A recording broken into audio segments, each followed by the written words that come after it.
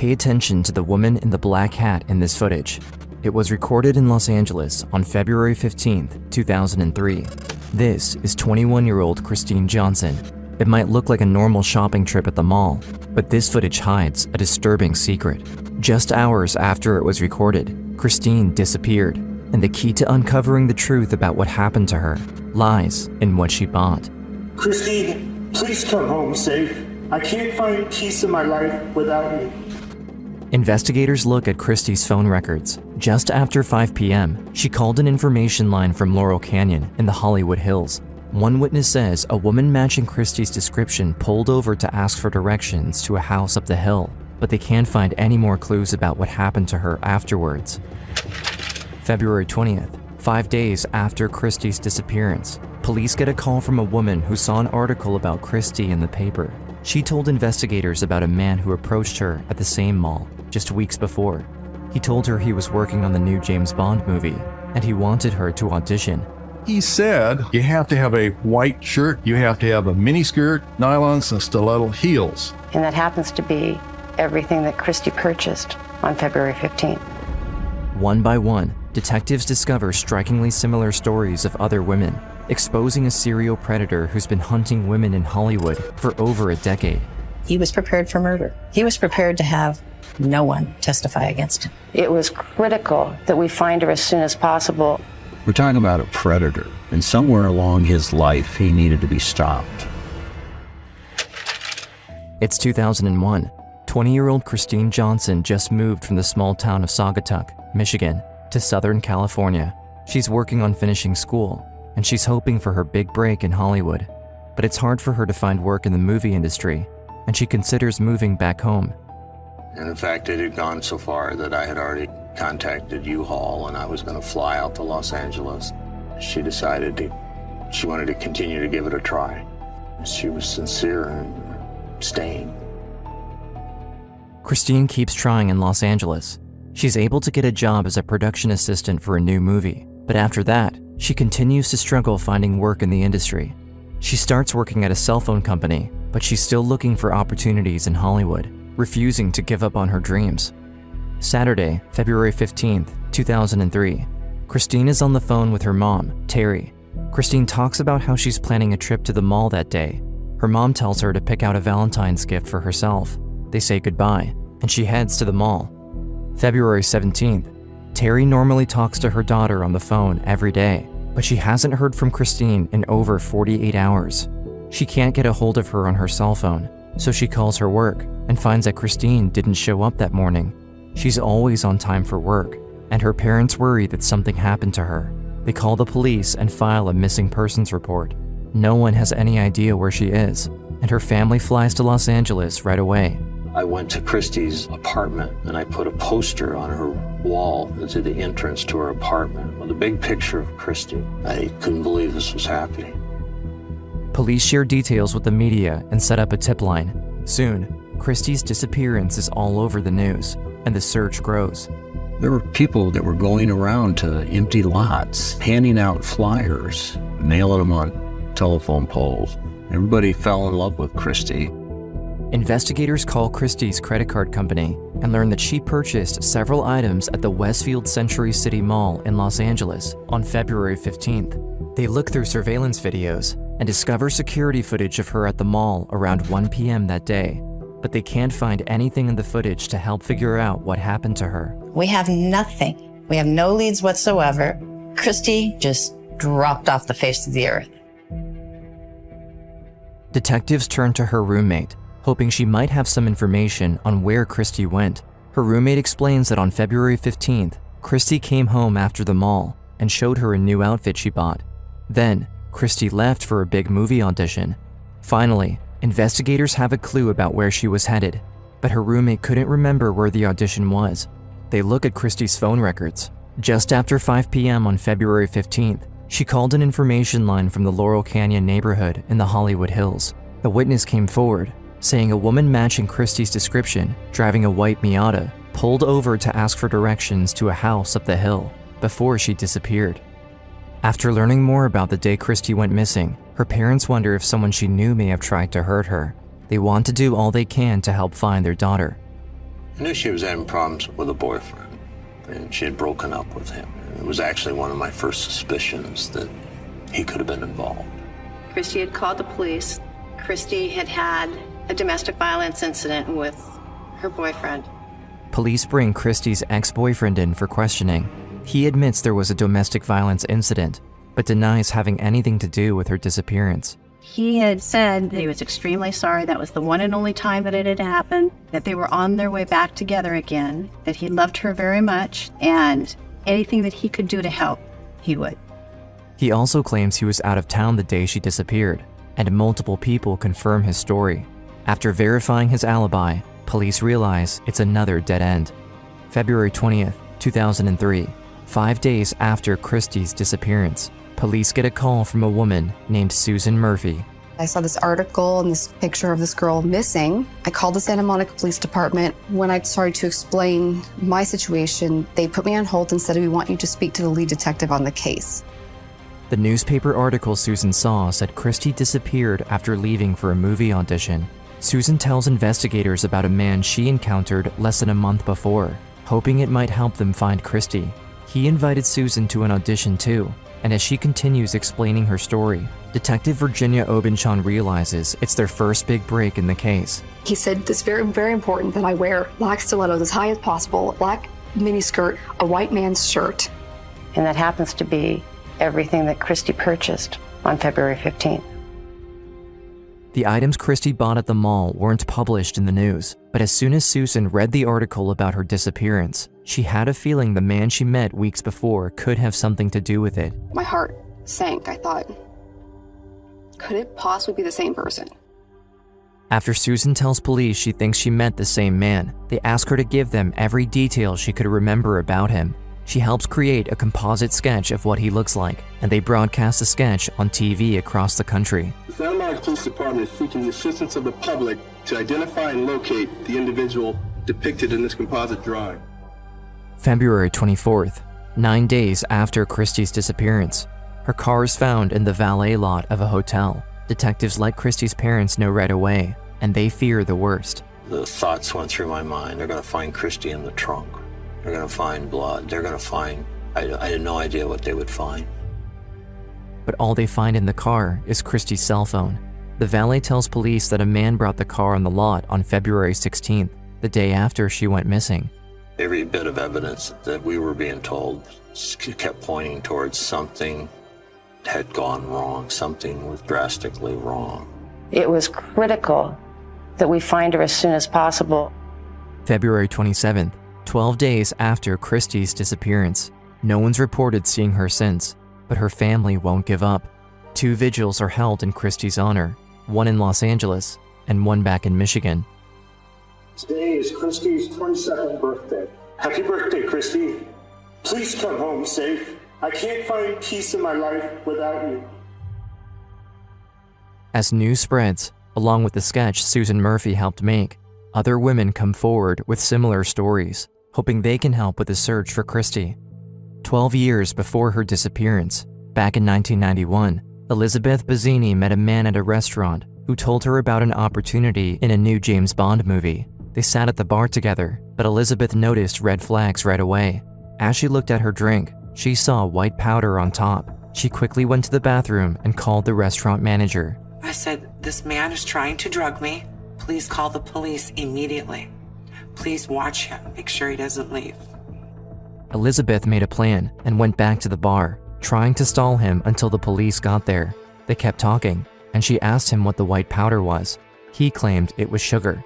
Elizabeth tried to switch drinks with him, saying he could have hers instead. He looked at me kind of oddly, and I said, "What's wrong?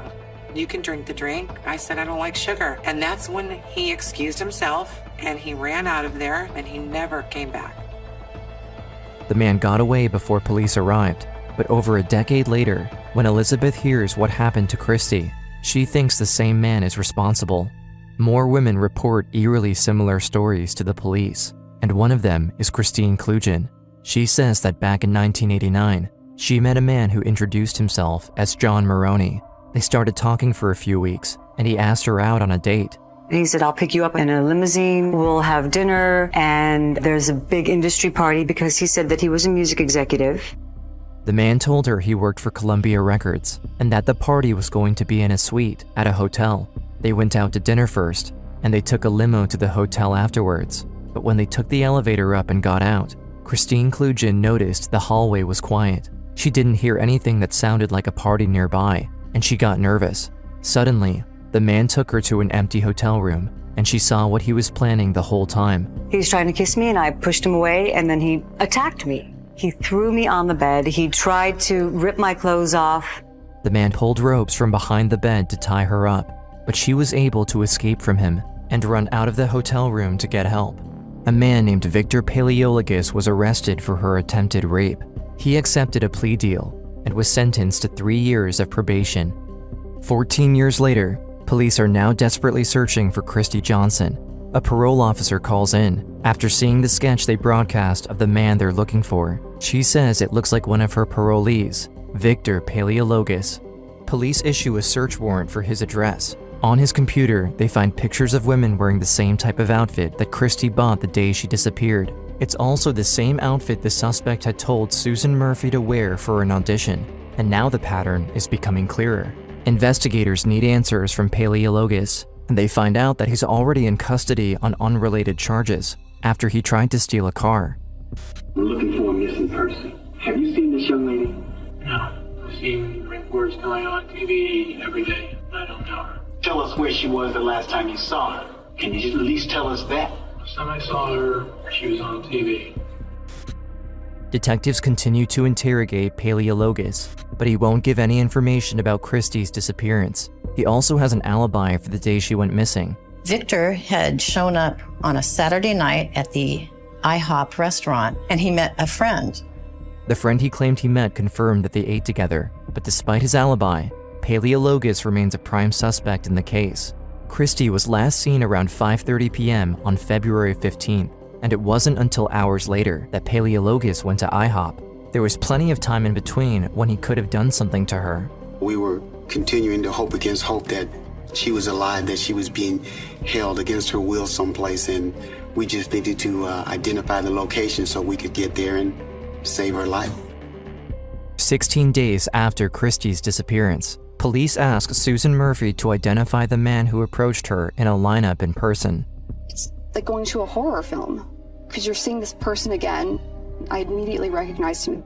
I was like, that's the guy, for sure. Susan identifies Victor Paleologus. It seems like investigators are closing in, still hopeful they can find Kristine. My first question was, has he ever been arrested for murder before? And they said no. So then, of course, as a parent, I'm very hopeful. I'm thinking maybe this is somebody who's abducted my daughter, but he hasn't murdered her. And everybody believed that there would be a happy ending to the story. But as Detective Obenchain walks Susan out of the police station, she gets a call that completely changes the investigation. I remember overhearing Virginia talking on the phone. My heart dropped. A group of hikers found a body in a ravine just off of Hollywood Hills. Police arrive at the scene, finding the body of a young woman. As I got down there and got closer and closer, I could see that there was a female. It was a white female. Her hands were tied behind her back. I could see that she was wearing a white blouse. And then that's when I went one step further to see if the tattoo was there. And it was. And that's when I concluded that this was, in fact, Kristine Johnson. After weeks of searching for Kristine, everyone's worst fears are confirmed. Now, police have to tell her family the heartbreaking news. He said that Kristine was no longer with us. And I told him, I said, I appreciated the fact that they found Kristine. And I said, treat her with dignity. Her family is devastated. Autopsy results show Kristine's cause of death was strangulation. Investigators determine she was murdered. And now, police have to turn to bringing her killer to justice. But even after finding her body, it doesn't seem like they're any closer to proving who did this to her. There was no forensic evidence. We found no fiber. We didn't find any hair. There were no eyewitnesses. There was nothing. We had found Kristine, but the case was not anywhere close to being over. With multiple reports against Victor Paleologus and identifications of him in a lineup, police are able to charge him with Kristie's murder. But with no DNA evidence, prosecutors will have to build a circumstantial case against him. The trial starts on July 13th, 2006. Paleologus's history as a serial predator comes to light, thanks to his past victims, whose testimonies could be the key to bringing him to justice. Kathy DeBuono takes the stand to tell her story. In 1999, 4 years before Kristie went missing, Kathy was approached by a man at the same mall. He claimed his name was Brian and that he worked for Disney. He told her about a new James Bond movie he was working on that she would be perfect for. Kathy knew that Disney didn't make the James Bond movies, and she asked the man for a business card before she left. My agent called Brian at Disney's office and left him a voicemail about this. He called her back pretty quickly and said, "Tell your client not to go to this meeting. That was not me. I did not meet her at a mall. I did not give her a business card, and someone is lying to her." Kathy called her father, who was a detective in New York. He too warned her against meeting with the man again. So I had the information. I was already confirmed that this was a load of BS. The other thing that I had inside me was I couldn't let go that he was going to do something bad. He hadn't committed a crime yet, and the police couldn't help Kathy. She knew the man could be dangerous, but she decided to go anyway, hoping to stop him from hurting anyone else. She brought a friend who's a stuntman to go with her for safety, but the man who invited her never showed up. Till this day, I will never forgive myself for not having my stuntman friend lie down in the back seat of the car. That was the end of my story. But I imagine he was waiting from whatever place, from whatever home with his binoculars or whatever it was, saw that I had a man with me in the car, and that was the end of that.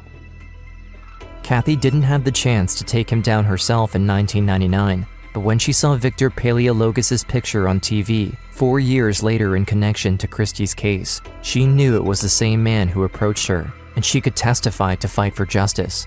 Another survivor, Heather Mayer, tells the court about when Paleologus attempted to rape her in 1998. He was caught and pleaded guilty, but after serving 3 years and 5 months, he was let out on parole on January 20th, 2003, less than a month before Kristie went missing. And just 4 days after he was let out on parole, he targeted Susan Murphy. She takes the stand to testify against Paleologus, facing him again to help bring closure to Kristie's family. I truly believed I was staring into the face of evil. Anyone who's in that court will tell you, my voice, I was shaking. And then just looking at her family, that broke my heart. And I kept thinking about, what if that was my dad sitting out there? You never get over something like this. There's an innocence that is absolutely gone. January 24th, 2003. Susan Murphy explains that she was at the Century City Mall, the same place Kristie was at just hours before she went missing. A man approached Susan, introducing himself as Victor Thomas. He said, I know this sounds ridiculous, but I'm a director of photography and we're casting for the new James Bond movie. And he said, there's a certain look we're going for and you'd be great for this. You'd be perfect. He started naming out a bunch of legitimate directors and photographers and costume designers. It seemed plausible. The man invited Susan to an audition the next day. Even though he seemed to know a lot about the industry, she noticed that something felt off about his invitation. After she left, Susan called the Screen Actors Guild to ask if there was a new James Bond movie in production, and they said no. She knew the man was lying to her, and she wasn't sure what he was going to do if she met him again, but she decided to go anyway, hoping she could put a stop to whatever he was planning. I'm on to something here. Something's going on. I'm going to show up tomorrow. I'm fully aware that I'll probably be thrown into a van or something, but I'm going to be there. The next day, Susan brought Mace and a camera with her, and her boyfriend Tony watched from the car as she went to meet the man again. When they started talking, he asked her if she wanted to get a drink across the street before the audition, but the building he was pointing at looked abandoned.